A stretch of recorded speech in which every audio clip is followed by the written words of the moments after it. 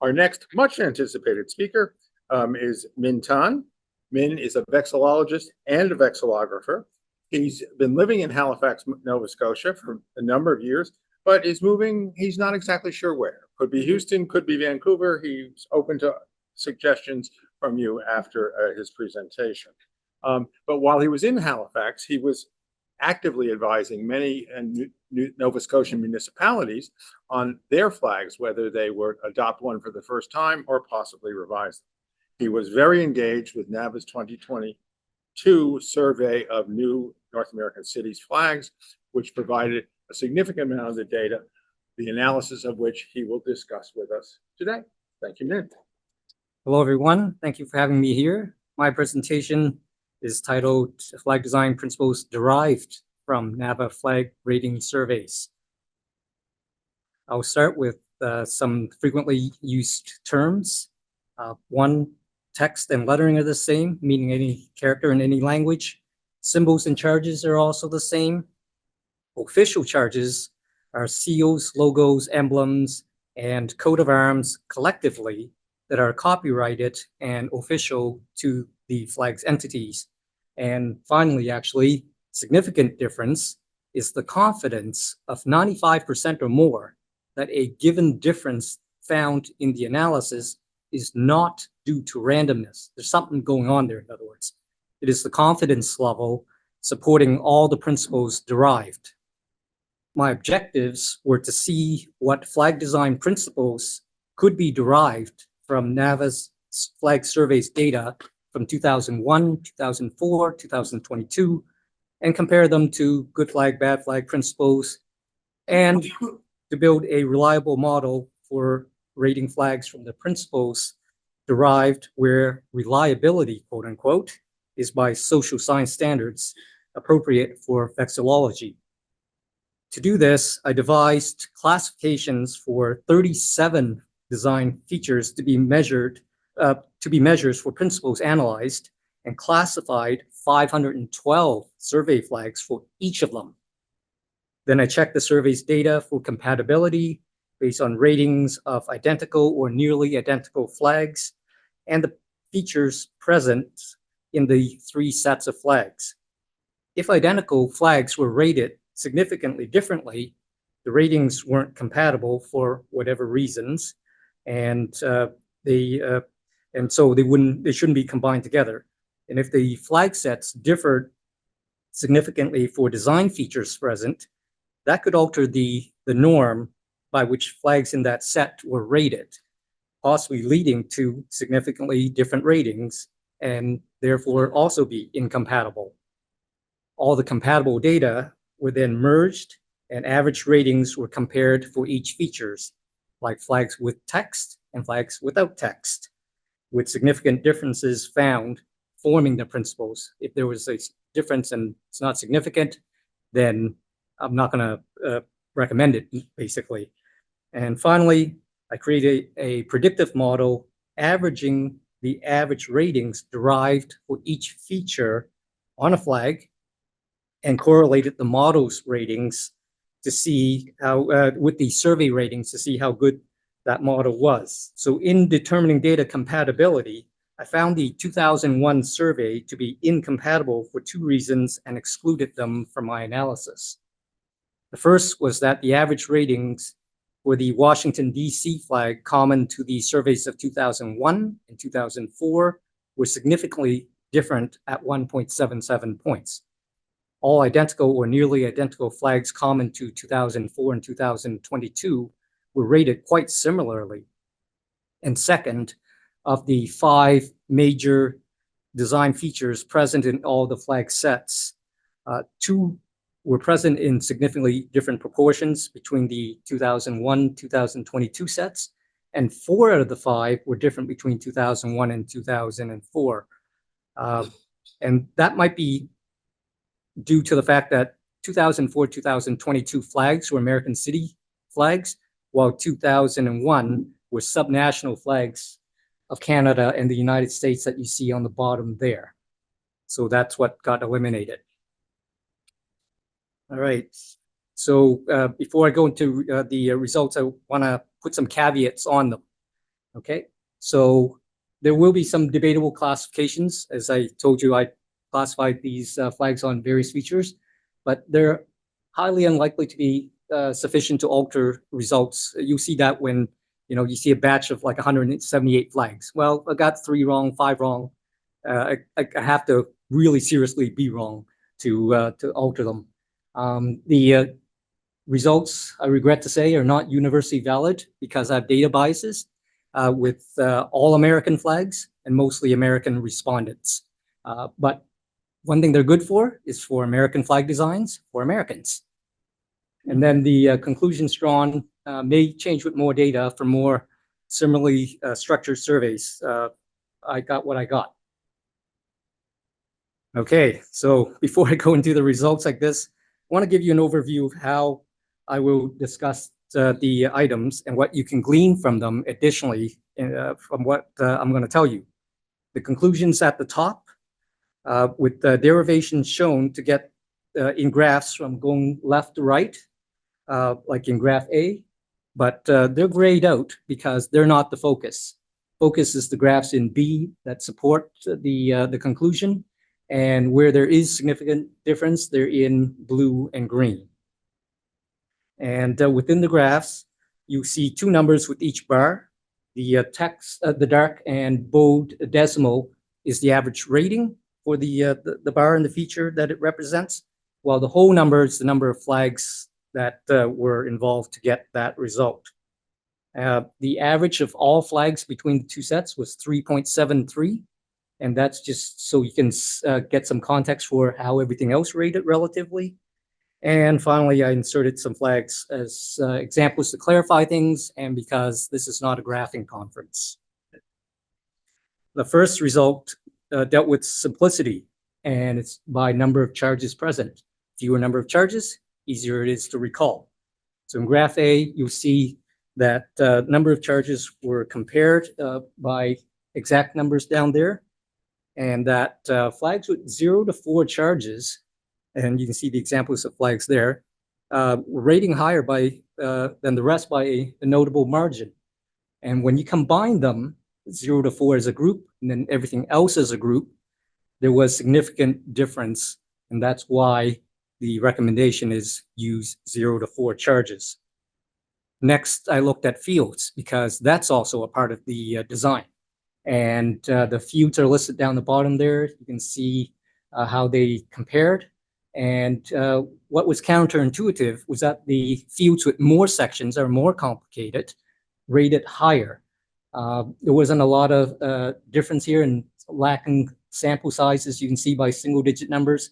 And so I grouped them into sections, number of sections, anything with like 2, anything with 3, anything with 4.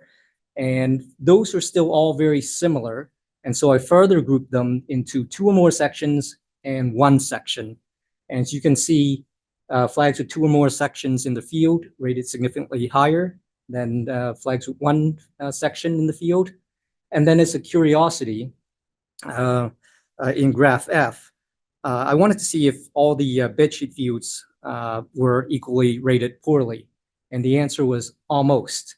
It's not quite a significant difference, but there is definitely a gap there between flags of white fields and flags with other single color fields. Next, I looked at meaningful symbols as they relate to the respondents, not the design. And that's because all respondents were instructed to consider all symbols to be meaningful. However, to respondents, certain symbols may be favored for any number of reasons. So next, I tested simplicity in terms of pieces or simple instructions that you can give someone to draw a piece. And that's because I don't think most people think or recall flag design by field and charges or symbols. So what do I mean by pieces or instructions? Well, you look at the Canadian flag, right? That is considered, I consider 3 pieces. You can draw it red background, white square, the height of the flag height in the middle, red maple leaf in the middle of that. That's your 3 instructions. So I went through and created instructions, count instructions for all the flags. And when I mapped them out, you can see that flags with the 2 to 5 pieces, if you will, rated higher than the rest. And when you group them together, because some of these, like the 2 pieces, I didn't have enough sample size, you group them all together, they were significantly different. They rated higher. And so that's another way to measure simplicity. And then I looked at symmetric designs, because symmetry cuts a flag into pieces that you can repeat. And so it can cut the number of instructions possibly. And we also like symmetry. And from graph J here, you can see that the flags with symmetry rated looks to be a fair bit, notably higher, but didn't have sample size. When I grouped them, I still didn't have enough sample size at 36 flags. Ideally, I wanted 46 flags, or about 10% of my samples, my flag set. So there is a significant difference, but it's not a viable sample size. So that's something to consider further. Okay, finally on to this meaningful symbol. Sorry. So the meaningful symbols were as they related to respondents, not the design. And as said, because respondents were instructed to consider all symbols to be meaningful, but there were some more meaningful than others. Looking at all the symbol categories I have in graph K here, the answer was no. There's nothing in blue and green here. And to me, that basically meant that, you know what, use whatever is meaningful, and maybe consider that, if you had an uncommon symbol like a tractor, maybe your flag will stand out a bit more, right? All right, on to colors. But before I could address the number of colors to use, I first had to determine how to count the colors.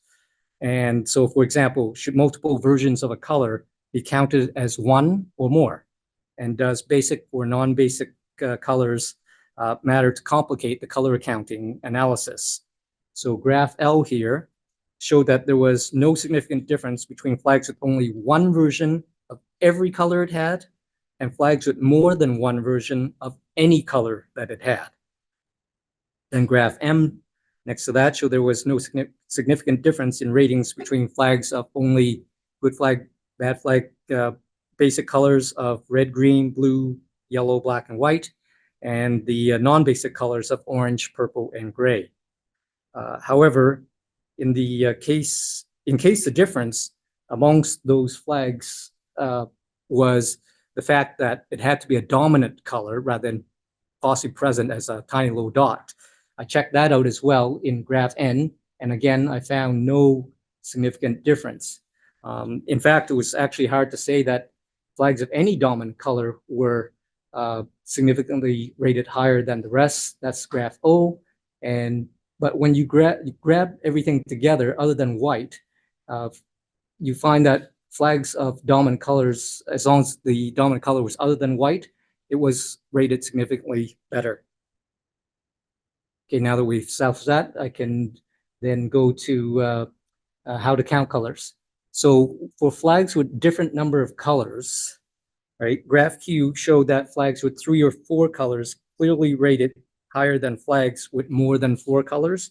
But what wasn't clear was what to do with the flags of 2 colors that was rated kind of halfway in between. Graphs R and S investigated that. When I grouped 2 with more than 4, there was no significant difference. When I grouped 2 colors with 3 or 4, yeah, then the 2 and 4 colors show significant difference between the rest, right? And then good flag, bad flag also went into combinations of using 2 or 3 basic colors. So I tested flags 2 or 3 basic colors and every other color scheme. Found no significant difference. Then I tried 2 to 4 basic colors because good flag, bad flag was silent on 4. Recommended 2 or 3 and said don't use 5 or more. And so I went 2 to 4 and found no significant difference in that that's the basic colors and not rather than any colors, which was where there was significant difference.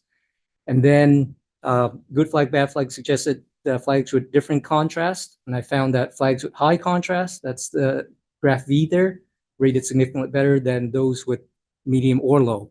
So just stick to high, basically. Regards to text, no surprise. The gap between flags with and without text was easily the largest amongst all features investigated, so avoid the text at all costs.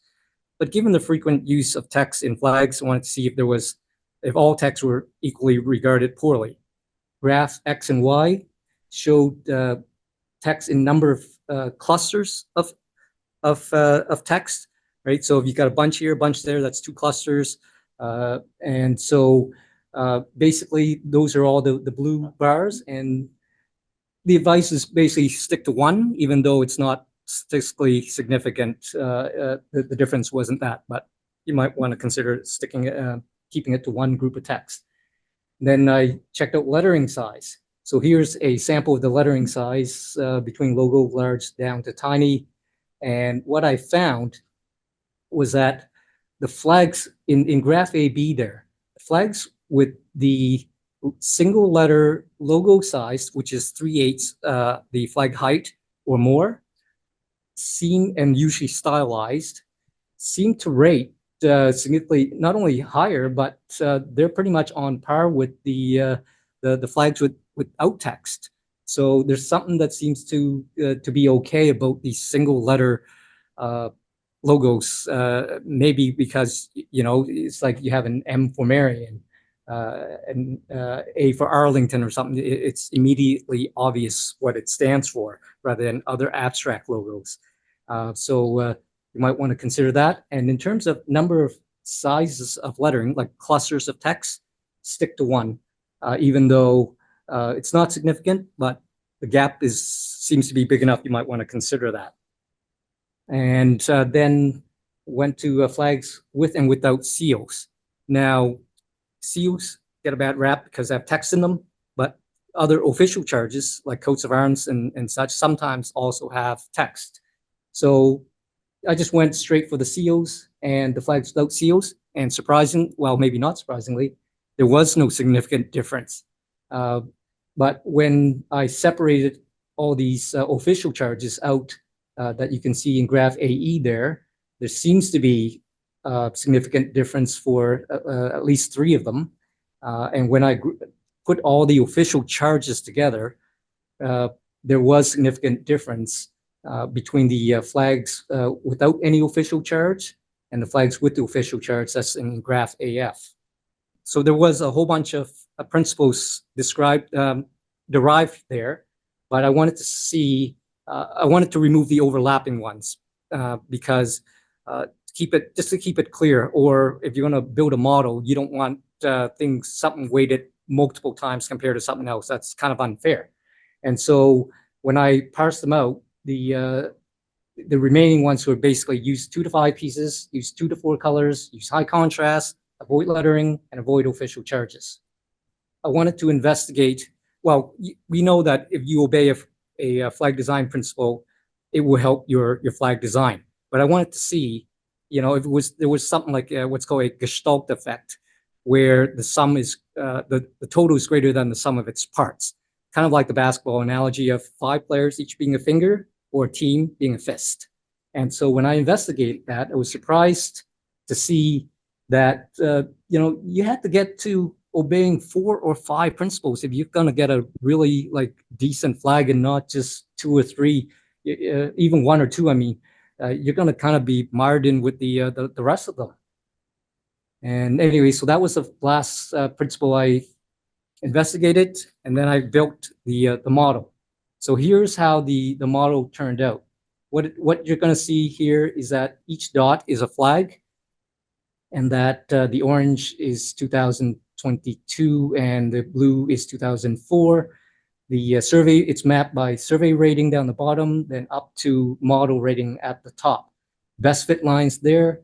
And what you have here is a model that can account for about 70% of the differences between the 2 sets of ratings. And so that is considered good in terms of social science statistics, right? And then finally, what I did was I separated out the best fit lines for the two sets of data. And what you see here then is that the 2022 data fitted a lot better, 80%. That's considered very good compared to 57 or 58% for 2004, which is just barely acceptable. And the reason being is that these two surveys still had some significant some differences between them that were not significant, but the 2022 survey outweighed the 2004 surveys by 8-1. So any differences were really magnified against that 2004 survey. And so seeing that my time is done, and that is pretty much my presentation, I'll be happy to take any questions. Thank you.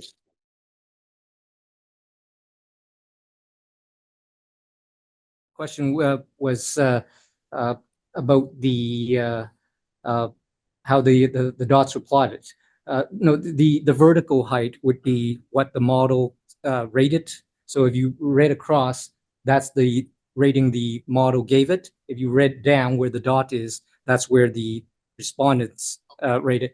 And I should say it's divided into a slightly gray diagonal half. If it's in the diagonal half, my survey rated it higher than the respondents did. If it's in the white half, the survey's respondents rated better than my model did. So firstly, I work in quantitative research, so I completely understand the amount of work that went into doing this, which is astonishing. Thank you. I'm curious if you looked into outlying flags that violate the principles, but yet were still rated highly. Yes. So actually, where this model is bad at, and I won't be shy in saying that, is exactly the exceptions to the principles that Ted and Good Flag, Bad Flag point out that there always will be. And that's because you did something right. The model said, good for you. And but the exception had the response rated bad. Or vice versa. You didn't obey something like 6 colors on South African flag, and everybody said, great flag. Yeah. And suddenly you get something that's totally out of whack. Yes. Mm-hmm. That's what it can't handle. Question was, how many examples would you say didn't the model didn't do well on? Yeah, well, you see where the dots are. How far do you want to deviate? And draw your little circle there, and then then you get your answer. So that depends on each person, I guess. Yeah, there are some flags here. The flags are the dot closest to the flag is what that flag is the dot that the flag is representing. So you have an idea of some of the outliers, which is the easiest one to mark because there's space to put them there. So you can see what these a bunch of the outliers are, and see if you can conclude some things about maybe why that was rated higher or not, given that given you know how my model is awarding points and not in general. Okay, yes, great question. What's the future of this researcher model? One is more surveys that are like that with more data. And so I can then incorporate, or if it's not compatible, maybe I can see, maybe if the Europeans did one that's mostly European, do that. The nice thing about this model and research is that I just need to get the data in the same format, and then it's just magic otherwise, right? Like, no, it'd be very quick to just swap out the data set, look at the new graph and such. But the other thing I can do is, you see how that line is or how the points are not symmetrical to that diagonal line. They're not like roughly spaced.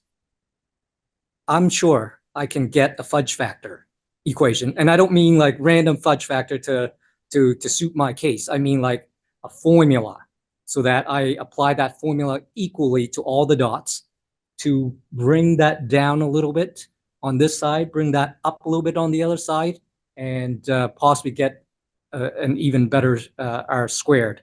I was just thinking that actually flying here. And so didn't have time for that.